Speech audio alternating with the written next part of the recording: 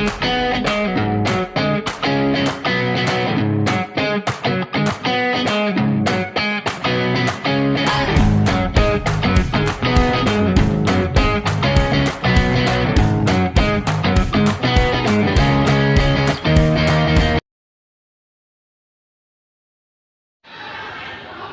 John, good afternoon. Good afternoon, Dimas.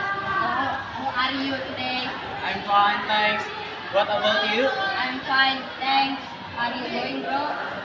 I'm going to school. Bye.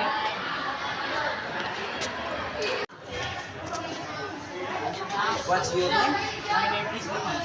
How old are you? I am 13 years old. Where do you live? I am living here. Hi, good afternoon. My name is Dimas. I would like to introduce my friend. My friend name is Ray. I let me introduce myself. My name is Ray. He is 13 years old.